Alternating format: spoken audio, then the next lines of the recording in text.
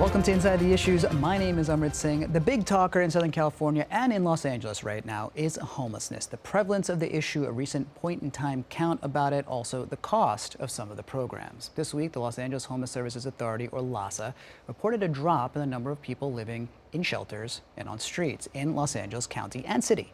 Mayor Karen Bass and others have pointed to that report as evidence of progress in addressing homelessness and partly attributed that success to the signature program of Mayor Karen Bass known as Inside Safe. Homelessness in LA County fell by 4%. There was also a drop in the city of LA by 3.4%.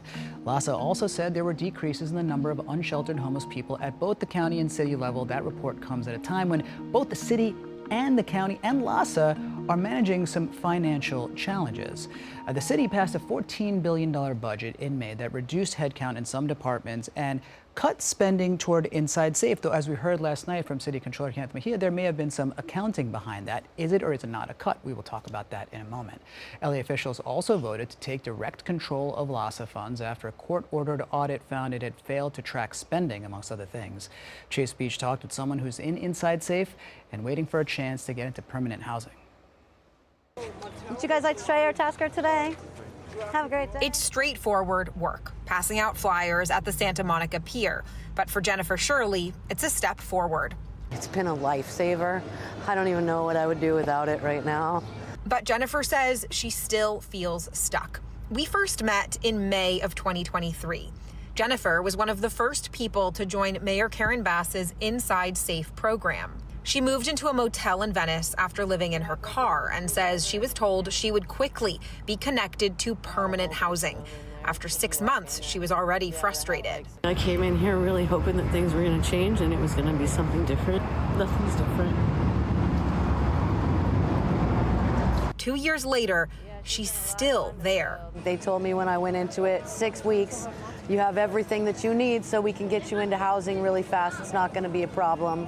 And now 2.5 years later, I haven't looked at a single apartment. Jennifer believes one of the challenges has been finding housing that can accommodate her multiple dogs. And she says the longer she's here, the more worried she is about ending up back on the streets. That's not the outcome anyone at the city wants to see. This week, Mayor Karen Bass and the LA Homeless Services Authority were celebrating a significant decline in street homelessness across LA for the second year in a row, according to the annual point-in-time count. This is very good news. The count found that unsheltered homelessness has dropped by almost 8% in the city of LA. LAHSA spokesperson Paul Rubenstein credits that success in part to Inside Safe and other interim housing solutions. And what we've seen over the last couple of years is that encampment resolution gets folks off the street. It doesn't just move them on, it moves them inside. According to the most recently available data from June of this year, 4,316 people have accepted interim housing through Inside Safe since the program began.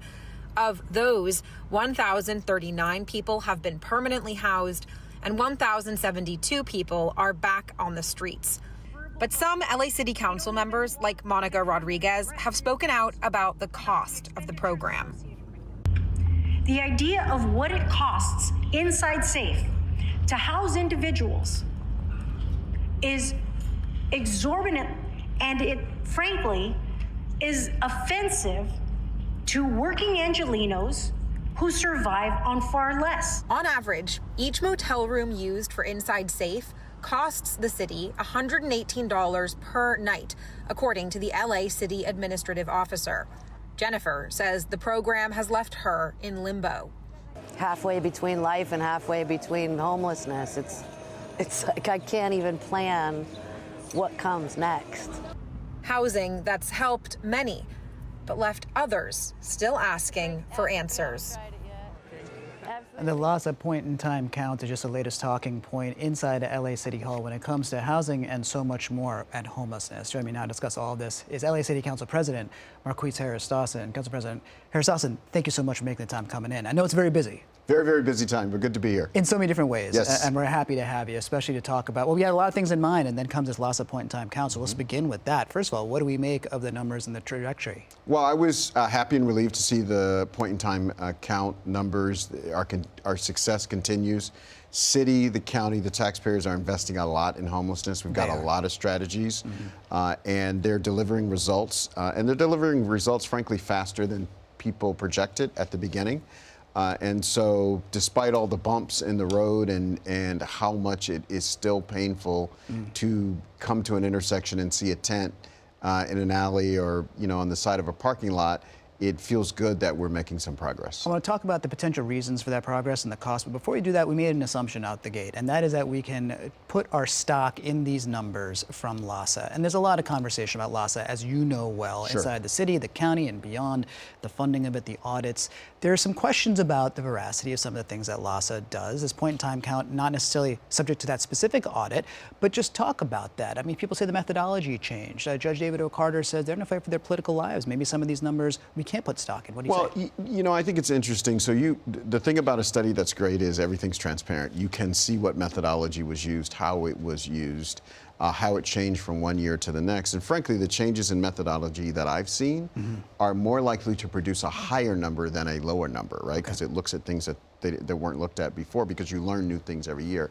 The other thing I would just say writ large, and I include Judge Carter in this, unfortunately, those same people didn't question the numbers when the numbers were going up. They didn't question the methodology when the numbers were going up. And so there are some people that unfortunately are cheering and rooting for failure. And so I always look askance at people who suddenly have a problem with the data when the data is positive. So there's a think tank, the RAND Corporation also does a study, That's and right. they also said maybe there's some undercounting, maybe some methodology, but even they acknowledge generally the trajectory for their count too, also going to the positive in terms of getting people off the streets. So let's talk about the reasons for that. What do you think the reasons are? Well, Inside Safe, one of the city signature projects, is certainly a reason. Aggressive encampment resolutions, care pluses, all play a role. I also think there's more consciousness about homelessness in general. So more folks are pitching in, landlords are getting involved in programs to bring people indoors. And so there are a variety of things, but again, big investment by the voters, finally showing results on the street. You talked about this a lot during those very arduous city budget negotiations, and we've heard a lot that there was actually a cut to the thing that you've attributed and many others have attributed to being helpful here, which is Inside Safe, a 10% cut. We had City Controller Kent Mejia on last night. He said, well, that's some accounting, some money rolled over.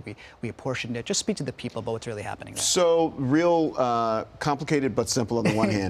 The mayor asked for, in her proposed budget, she asked for an expansion of Inside Safe. Obviously, she believes it's working, wants to do more. The council said we can't afford that expansion. We have to keep it where it is. And so Inside Safe did not decline by a single bed. It did not decline by a single service dollar. We just didn't grow it as much as the mayor would have If we can liked. tell people about Inside Safe, again, it's this sort of pipeline, temporary housing to permanent housing, and it's a great place getting people on the streets. We're seeing the numbers there, but also the cost. I mean, you said it doesn't decline by a single bed. We heard in the reporting it's $118 a night for the temporary housing, and the City Watch LA says $462,000 cost to get a single person into permanent housing. So maybe not a cut to the budget of Inside Safe, but the question still remains, is it feasible from a long-term standpoint? It is certainly expensive, and it is not feasible. It is not sustainable. The council said that. I've said that. The mayor said that. It's just not a sustainable model. In the situation that we're in, where we have tens of thousands of people living on the street, we think Los Angeles is big enough and wealthy enough to afford it. But again, people end up trapped in Inside Safe, the same reason why people end up homeless. It's because there's just not enough housing. And we're working as fast as we can to build as much as we can. The state made some key changes this year that we think will speed up construction. But when you've got the land as tight as it is in Southern California, the national government putting tariffs on all sorts of building materials, and fluctuating interest rate, it just becomes very difficult to produce quickly. Well, the national government and the federal government and Council President Marqueece Harris-Dawson have an interesting relationship right now. One has sued the other in name. And it is ultimately no laughing matter, but I am also curious about your personal experience, because you, along with Mayor Karen Bass, are named by name, along with the City Council and the City of LA. LA in this DOJ lawsuit that was suing LA over its so-called sanctuary city policies. First of all, you're well known in Los Angeles, but it's a different kind of attention that you get when you're named in a DOJ suit. Your name's in Google alerts and headlines all over the world. What has that been like that day you get that and the response and attention? Not on my life bingo card to ever be sued by any president of the United States, much less this one. So it was a little bit unnerving once I got in with the city attorney and they explained, why it happened and how it happened. These lawsuits are not so much legal theory or legal ambition as much as they're a bit of harassment, and it's part of the big shock and awe campaign that the Trump administration has done. And so myself, about a half dozen other members of the council were named in the lawsuit, and they actually took elements out of people's speeches on city council floor and put them on the lawsuit. One member, Imelda Padilla, they criticized her for asking questions, which is her job as a member of the city council. So when I see that kind of thing, that doesn't hold legal water, but it certainly is unsettling. Councilmember Padilla is on the show later tonight, and we're going to talk to her a bit about some of this. And one of the things she was having was a conversation with LAPD Chief Jim McDonnell. And this was a conversation about what is the LAPD's role with respect to this immigration enforcement. And during that meeting, LAPD Chief Jim McDonnell did refer to ICE as our law enforcement partners. You took issue with that. I just want to get a sense from you in the time since that day, how has LAPD performed with respect to LA's so-called sanctuary city stance? I think LAPD is held very, very close to the standard that's set by the sanctuary city policy. I think in the beginning, the posture of the police department was very disturbing for a lot of us, because essentially it was like they were powerless bystanders, where there's nothing we can do this way and there's nothing we can do, and these are people we work with and they're our partners, which you saw that I had a reaction to on the floor when he said that about partnership. Since that time, he's implemented a new policy that says, LAPD officers got to have their cameras on whenever they encounter people they believe are ICE. They got to ask for identification immediately and ask them what they're doing. So that at least creates some rules for the road, and it doesn't create the impression that LAPD is acting as the security force for these people who say they're ICE agents, but we actually don't know because many of the people don't identify themselves. You talk about rules of the road, and we think about the Fourth Amendment, which prohibits unreasonable searches and seizures and racial profiling. A lawsuit that the city of LA has joined, filed by the ACLU, is alleging that ICE is violating the Fourth Amendment. The government saying, no, we have what we use a reasonable suspicion metric. It's not without probable cause, in other words. What's your response? Well, I think it's ridiculous. I mean, I think all of us assume that the ICE enforcement, enforcement of immigration laws is no different than the rest of policing in all the United States. And there's no part of policing that says you're a certain color, you speak a certain language, you're doing a certain job, therefore you are a suspect. We don't do that in the United States. And so the ruling that we got, or the restraining order that we got, sort of says, yeah, ICE, you have to operate just like all the rest of law enforcement does. And, they may challenge it. We'll see what happens. But, on its face, it's just a little bit ridiculous. Oh, you have an accent, so I have a right to interrogate you about your immigration status. It's, patently ridiculous on its face. We're talking about the supremacy clause in this first lawsuit with the DOJ against the city of LA. We're talking about the Fourth Amendment, the constitutional law aspects, what we're seeing in local government in LA. You probably didn't think about so specifically a few months ago, maybe not 10 years ago, when you first got on the council, and you're celebrating 10 years. Yeah, certainly not 10 years ago when I joined city council, or really any of my political life. Yeah. Frankly, as a progressive, we're usually on the other side of this question. Can states in the South carry out racist practices, and the United States government has to stand back and not get involved? And we've always argued that the government should get involved. Well, this is actually the reverse. So I didn't expect that we'd find ourselves in this place at this time. Well, you're celebrating this 10 years on city council and are now council president, around 10 months as council president. We just got a moment. But I wanted to say thank you for that. And I also wanted to say, when you look at the 10 years ahead, what do you see as the biggest opportunity for LA? Well, I think this period is rife with opportunity for LA. We're coming back from so many things. So whether it's we're finally driving down homelessness, we've got a 60-year low in homicides. That's basically since they've been keeping track of homicides. If you look at the progress in the Palisades, there are actually, if you go out to the Palisades, you see actual housing frames up and people working to build houses. No natural disasters come back more quickly than that. And LA is coming back as a leading tourist destination. So the seeds are all there for our big comeback and our coming out party. We just got some tough stuff to work through for the next few months and years, but I'm extremely bullish on the future of Los Angeles. We got the World Cup, we got the Olympics. That's right. You're celebrating 10 years. Lots of reasons for parties, also lots of reasons for big, sober work and really important questions and answers. So thank you for all of that, Council President. Great to see you. Thank you so much. As always, thanks for the conversations. LA City Council President Marqueece Harris-Dawson talking about what we're seeing here in LA.